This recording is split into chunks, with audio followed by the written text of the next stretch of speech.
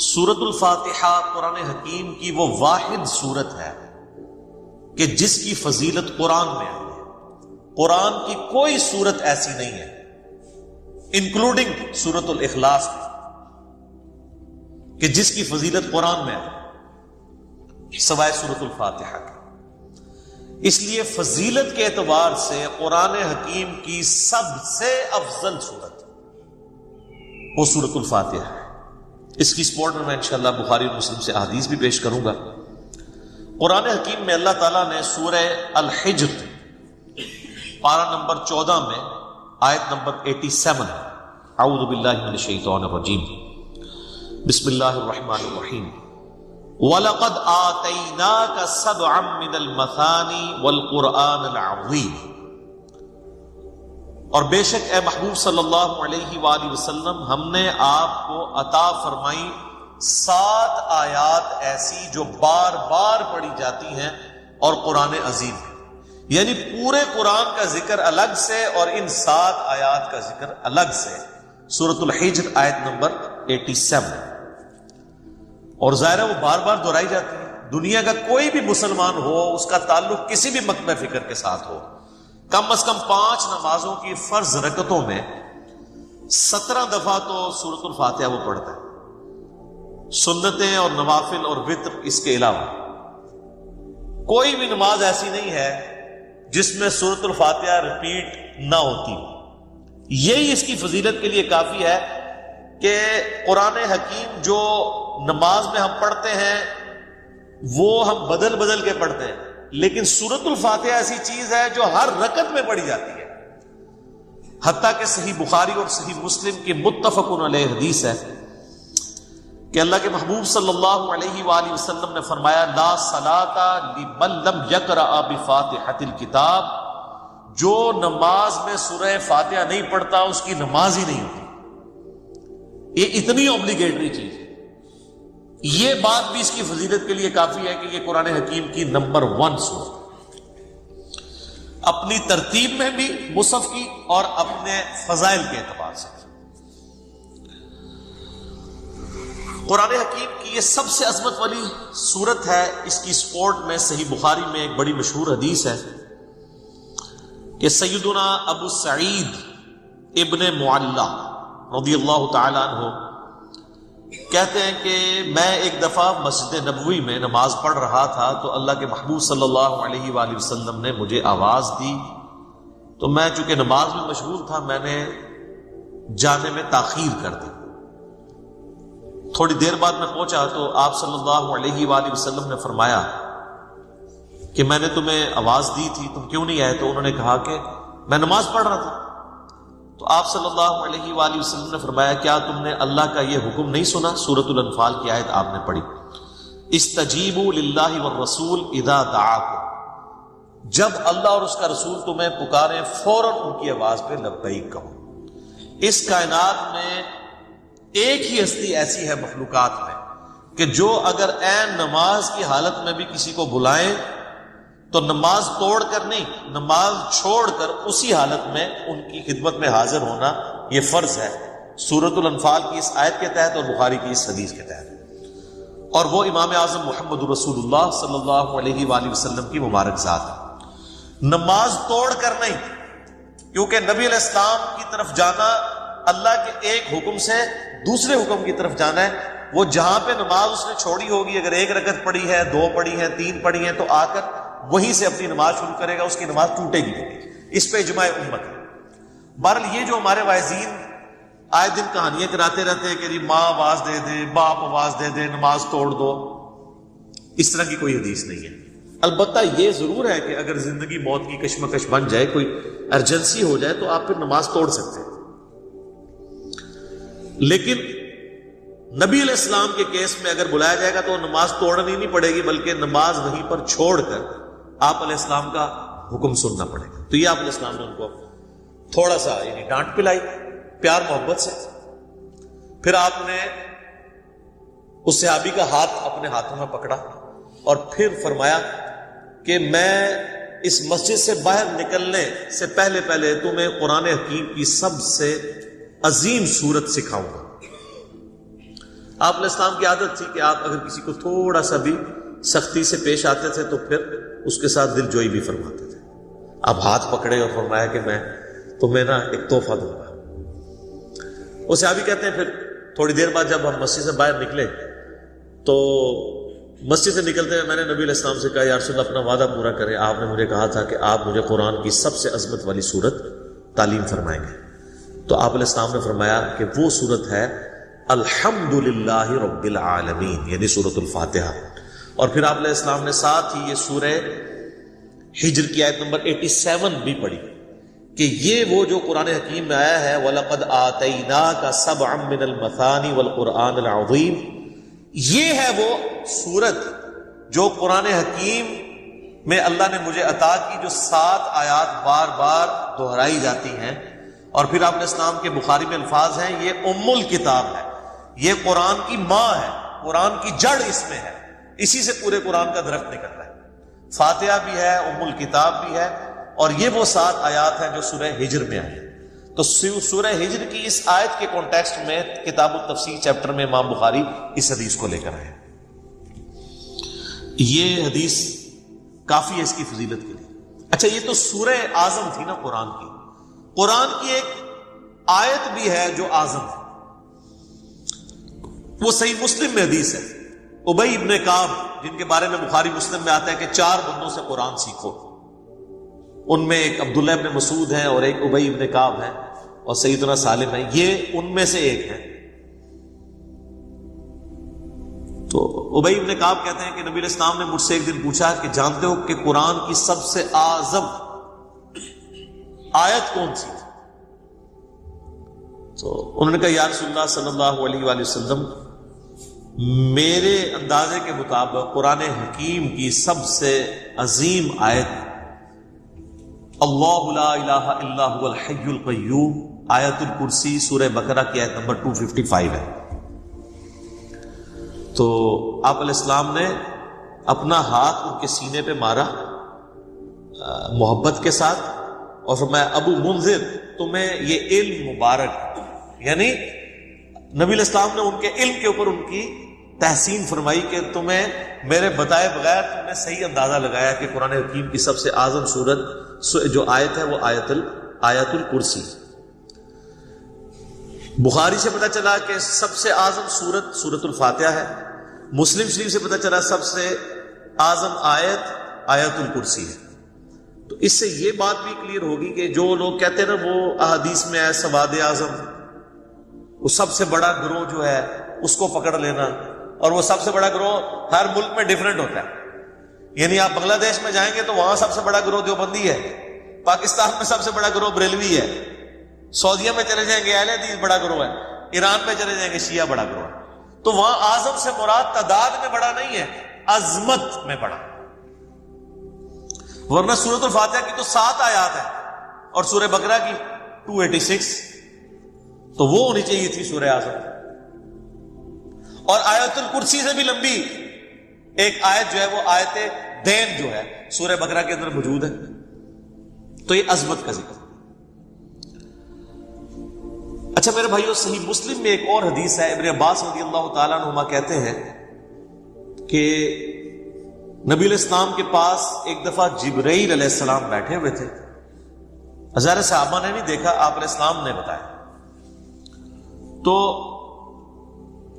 اچانک ایک آواز ان کو زوردار سنائی دی. یہ صحیح مسلم کی حدیث ہے. تو حضرت جبرائیل علیہ السلام نے نگاہ اٹھا کے اوپر دیکھا اور کہا یا رسول اللہ آج آسمان کا ایک ایسا دروازہ کھلا ہے جو آج سے پہلے کبھی نہیں کھلا تھا، اور اس دروازے سے ایک فرشتہ زمین پر اترا ہے. اتنے میں وہ فرشتہ حاضر ہوا نبی اسلام کی خدمت میں. تو حضرت جبرائیل نے کہا کہ یا رسول اللہ یہ وہ فرشتہ ہے، یہ آج سے پہلے دنیا میں کبھی نہیں آیا تھا اور وہ دروازہ بھی آج سے پہلے کبھی نہیں کھلا تھا، اور یہ فرشتہ آپ کو سلام عرض کر رہا ہے اور اللہ کا یہ پیغام لے کر آیا ہے کہ آپ کو بشارت ہو 2 ایسے نوروں کی جو آپ سے پہلے کسی پیغمبر کو نہیں دیے گئے. ان میں سے پہلی چیز سورۃ الفاتحہ ہے اور دوسری چیز سورہ البقرہ کی آخری 2 آیات آمن الرسول بما انزل الیہ من ربہ والمؤمنون. تو سورۃ الفاتحہ وہ نور ہے جو کسی پیغمبر کو نہیں دیا گیا سوائے ہمارے محبوب صلی اللہ علیہ وآلہ وسلم کے۔ اچھا، صحیح بخاری کی جو میں نے حدیث بیان کی کہ سورہ اعظم ہے قرآن کی، اس کے تحت یہ بات تو بالکل کلیئر ہو گئی کہ نبی علیہ السلام نے سورۃ الفاتحہ کو جو تعلیم فرمایا اس کا آغاز کیا الحمدللہ رب العالمین سے۔ تو اس میں واضح اشارہ موجود ہے کہ بسم اللہ الرحمن الرحیم سورہ فاتحہ کا حصہ نہیں ہے، قرآن کا حصہ ہے۔ وہ تو ہر سورت کے آغاز میں بسم اللہ ہے سوائے سورہ التوبہ کے، اور سورہ نمل کے اندر آیت بھی ہے انہ من سلیمان و انہ بسم اللہ الرحمن الرحیم۔ لیکن جو سورتوں کے آغاز میں بسم اللہ لکھی جاتی ہے یہ سورت کا حصہ نہیں، قرآن کا حصہ ضرور ہے۔ تو چونکہ نبی علیہ السلام نے اس میں فرمایا الحمدللہ رب العالمین، تو اگر آپ علیہ السلام نے اس سورت کو تعلیم فرمانا ہوتا اس اعتبار سے کہ بسم اللہ اس کا حصہ ہوتی، تو آپ فرماتے کہ وہ سورت ہے بسم اللہ الرحمن الرحیم الحمدللہ رب العالمین۔ تو یہ اس بات کو تقویت دیتی ہے کہ بسم اللہ سورہ فاتحہ کا حصہ نہیں، لیکن نماز میں ہم پڑھتے ہیں، اس کے ساتھ پڑھیں گے، لیکن حصہ نہیں۔ البتہ مسلمانوں میں اہل حدیث مکتبہ فکر اور امام شافعی کے جو مقلدین ہیں ان کا موقف ہے کہ بسم اللہ سورہ فاتحہ کا حصہ ہے۔ اہل تشیع کا بھی یہی موقف ہے۔ اسی لیے آپ اگر شیعہ کے چھپے ہوئے قرآن دیکھیں گے اور اہل حدیثوں کے، اب یہ میرے ہاتھ میں جو قرآن ہے یہ سعودیہ سے چھپا ہوا ہے، یہ اہل حدیث کا ہے، اس میں بھی بسم اللہ الرحمن الرحیم کو پہلی آیت انہوں نے ڈکلیئر کیا ہوا ہے اور الحمدللہ رب العالمین کو دوسری آیت۔ امام حنیفہ رحمہ اللہ تعالی اور کئی ایک ائمہ کا یہ موقف ہے کہ سورہ فاتحہ کا حصہ نہیں ہے بسم اللہ۔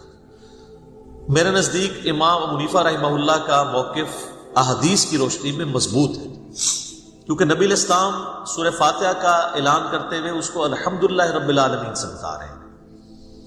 اس سے بھی بڑھ کر دلیل ایک صحیح مسلم کی حدیث ہے، بڑی رکت انگیز حدیث ہے،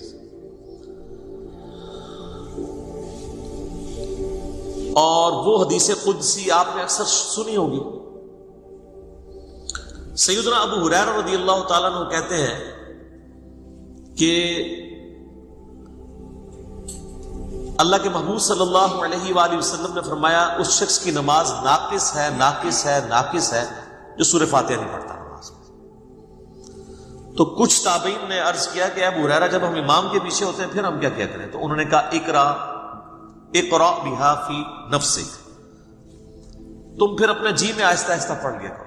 وہ جز القراء امام بخاری کی کتاب میں آتا ہے کہ وہ آپ نے جب امام سکتے کرتا ہے ان سکتوں کے دوران پڑھنی ہے، امام کے ساتھ نہیں پڑھنی۔ اب یہ الگ سے ایک ٹاپک ہے، میں آج اس کو ڈسکس نہیں کروں گا، میرا یوٹیوب پہ کلپ ہے امام کے پیچھے فاتحہ اور اس کے ساتھ نیو لکھا ہوا ہے، اس میں میں نے موقف بیان کیا۔ اور پھر نبی علیہ السلام نے فرمایا حدیث قدسی، یعنی اللہ کا فرمان بزبان محمد رسول اللہ صلی اللہ علیہ وآلہ وسلم، کہ اللہ تعالیٰ فرماتا ہے قسمت الصلاۃ بینی و بین عبدی نصفین۔ اچھا، یہ حدیث شیعہ کے ہاں بھی پائی جاتی ہے جو میں بیان کر رہا ہوں، صحیح مسلم کی اپنے، کہ میں نے نماز اپنے اور اپنے بندے کے درمیان برابر تقسیم کر لی ہے، نصف میرے لیے ہے اور نصف میرے بندے کے لیے۔ اور نماز کسے کہا؟ سورہ فاتحہ کو، پوری نماز۔ پھر اللہ تعالیٰ نے فرمایا، نبی علیہ السلام فرماتے ہیں کہ جب میرا بندہ کہتا ہے الحمدللہ رب العالمین، تو میں کہتا ہوں میرے بندے نے میری حمد بیان کی، میری تعریف کی۔ جب وہ کہتا ہے الرحمن الرحیم، تو میں کہتا ہوں میرے بندے نے میری ثنا کی۔ جب وہ کہتا ہے مالک یوم الدین، تو میں کہتا ہوں میرے بندے نے میری تمجید بیان کی، میری بزرگی کا اعتراف کر لیا۔ اور جب وہ کہتا ہے ایاک نعبد و ایاک نستعین، تو یہ میرے اور میرے بندے کے درمیان کامن عہد اور بانڈ ہے، جو میرے بندے نے مجھ سے مانگا میں نے اسے دیا۔ اور جب میرا بندہ کہتا ہے اہدنا الصراط المستقیم صراط الذین انعمت علیہم غیر المغضوب علیہم ولا الضالین آمین، تو میرے بندے نے جو مجھ سے مانگا اس دعا میں نے اسے عطا کر دیا۔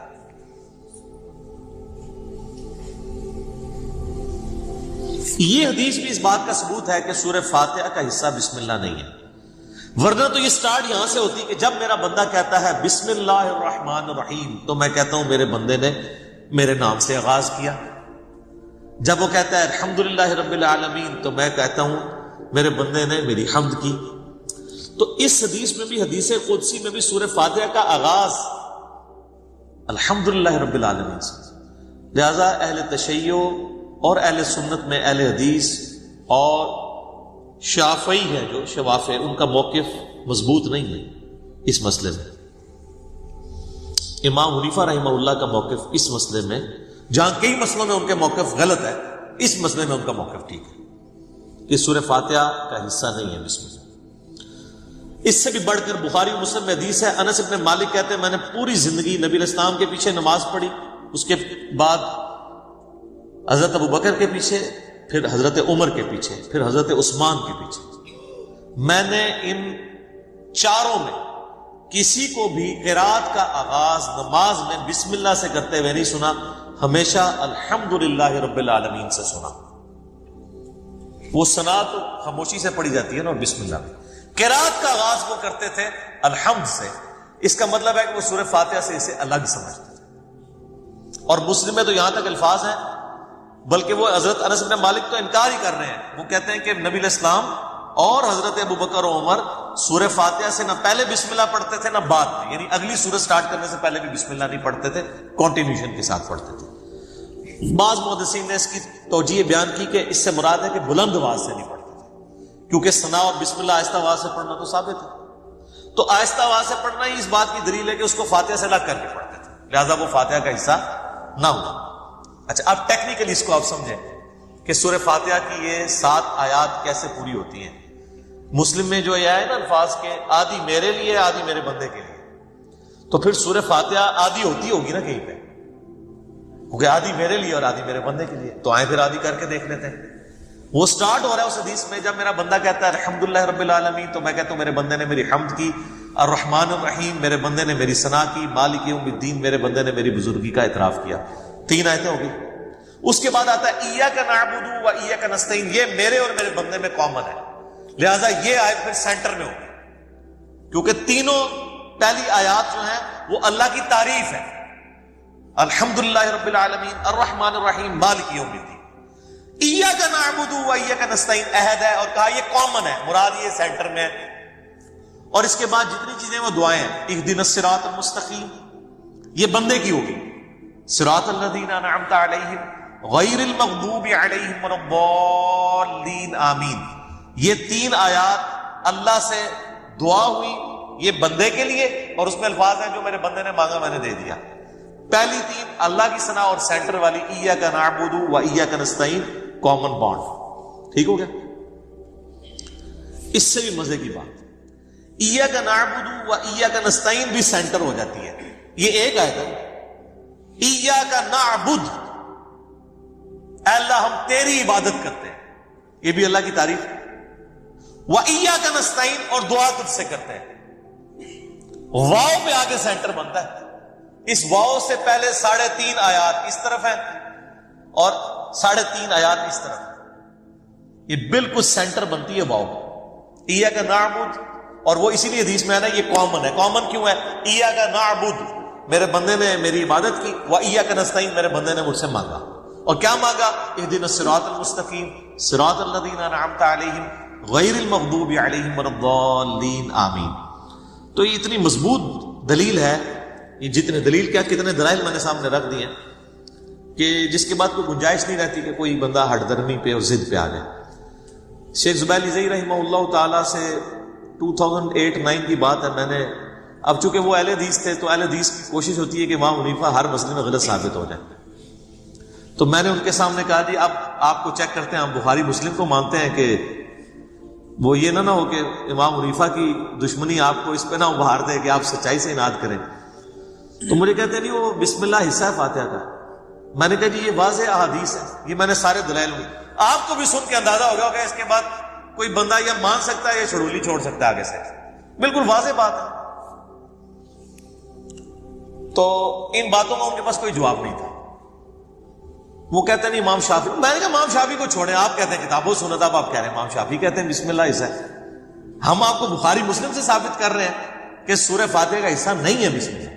بہرحال نماز میں بھی پڑھیں گے, قرآن میں پڑھا جائے گا, قرآن کا حصہ ہے سورہ فاتحہ سے پہلے پڑھنا, اور نماز میں بھی ہم بسم اللہ پڑھنا سنت ہے, بسم اللہ پڑھ کے سورہ فاتحہ پڑھی جاتی ہے. جب بالکل پہلی دفعہ پڑھی جائے گی پھر تو اعوذ باللہ بھی پڑھا جائے گا, یہ بھی ذہن میں رکھیے گا. پہلی رکعت میں تو اعوذ باللہ سے بھی سٹارٹ کریں گے, باقی رکعتوں میں صرف بسم اللہ سے. کیوں؟ قرآن جب بھی پڑھا جائے گا نا تو اعوذ باللہ سے آغاز ہوگا. ایون آپ نے قرآن پڑھتے پڑھتے تلاوت روک دی, بند کی, کسی سے گپ چپ کی, دوبارہ پڑھیں گے تو اعوذ باللہ سے. اور اس کا حکم جو ہے سورۃ النحل آیت نمبر 98 میں موجود ہے, فَإِذَا قَرَأْتَ الْقُرْآنَ فَاسْتَعِذْ بِاللَّهِ مِنَ الشَّيْطَانِ الرَّجِيمِ. پس تو جب بھی قرآن کی قرات کرنے لگے تو اللہ کی پناہ حاصل کر لیا کر شیطان مردود کے اگینسٹ. کیوں؟ اگر آپ شیطان کے اگینسٹ اللہ کی پناہ نہیں حاصل کریں گے تو قرآن پڑھ کے آپ غلط رزلٹ بھی نکال سکتے ہیں.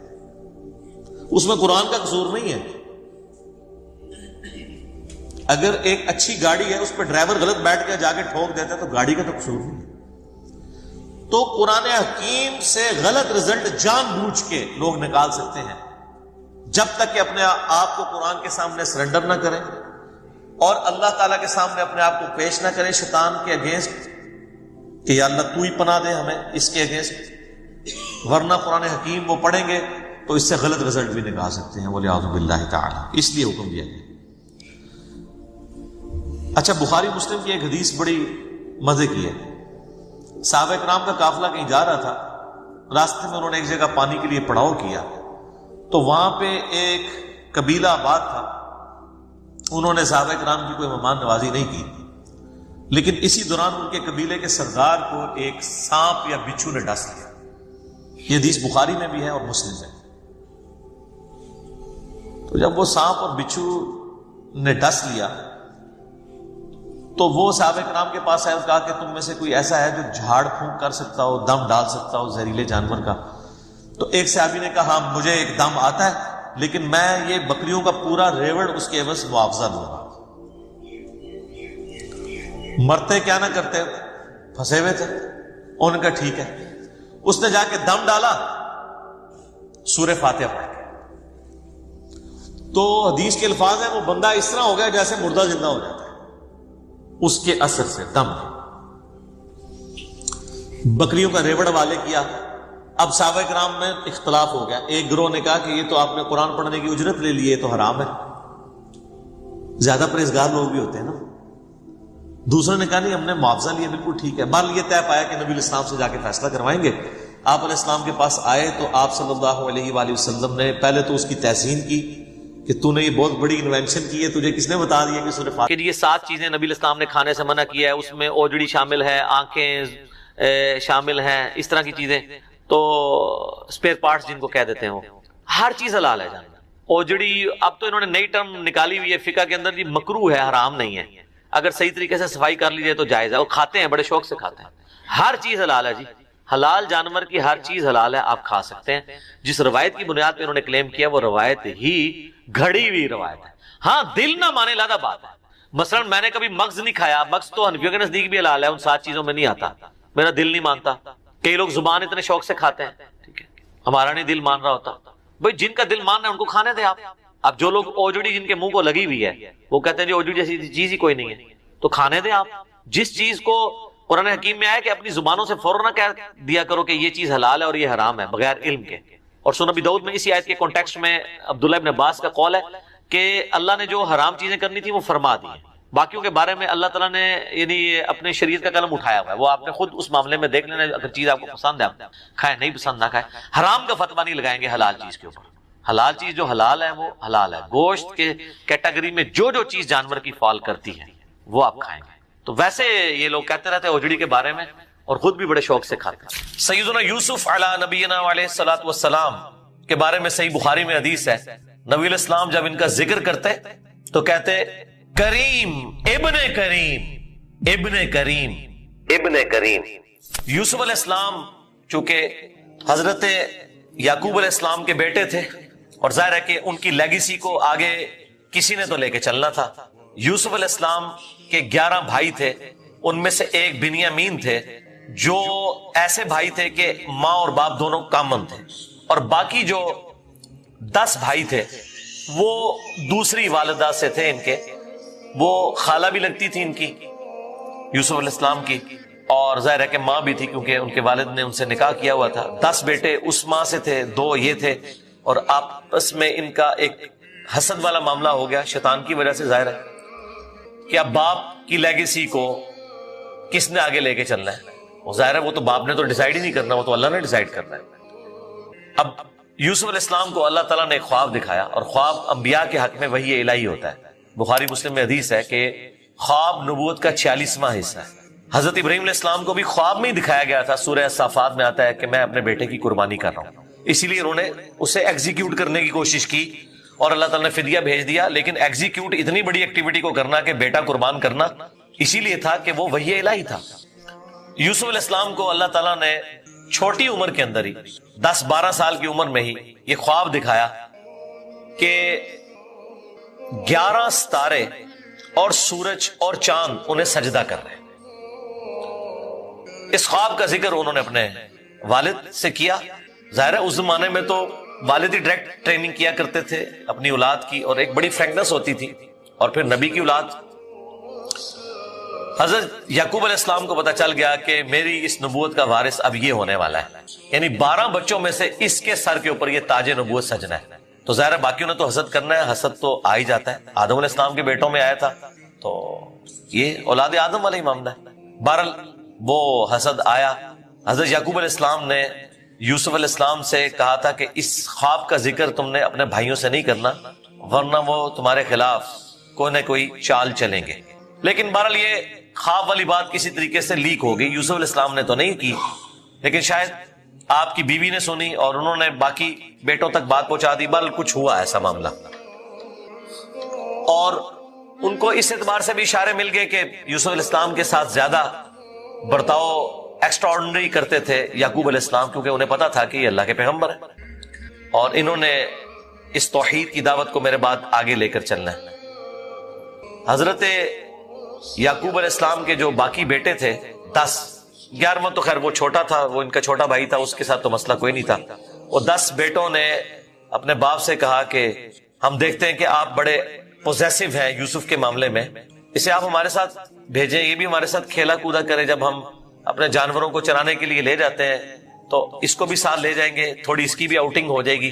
تو حضرت یعقوب علیہ السلام کو یہ بات کلک کر گئی کہ یہ کچھ کرنا چاہتے ہیں۔ ان کو تو اندازہ ہی نہیں تھا کہ اتنی بڑی آزمائش ان کا انتظار کر رہی ہے۔ یار 40 سال کی جدائی آپ امیجن کریں، اور قرآن میں آیا کہ وہ نابینا ہو گئے تھے رو رو کے، اس تکلیف سے وہ گزرے۔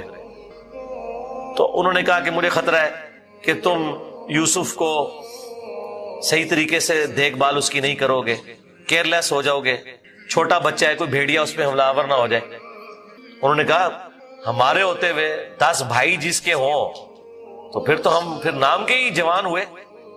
بہرحال وہ تقدیر میں لکھا تھا، ایسا تو ہونا تھا۔ یوسف علیہ السلام نے وہاں پہنچنا ہی تھا جہاں اللہ تعالیٰ نے انہیں اتنا بڑا منصب عطا کرنا تھا۔ وہی ہوا، تنگ آ کے یعقوب علیہ السلام نے اجازت دے دی، وہ لے گئے یوسف علیہ السلام کو، اور پلان یہ بنایا کہ اسے قتل کریں گے۔ لیکن ایک بھائی تھا جو آڑے آ گیا، اس نے کہا قتل نہ کرو، ہے تو ہمارا بھائی، ہم اسے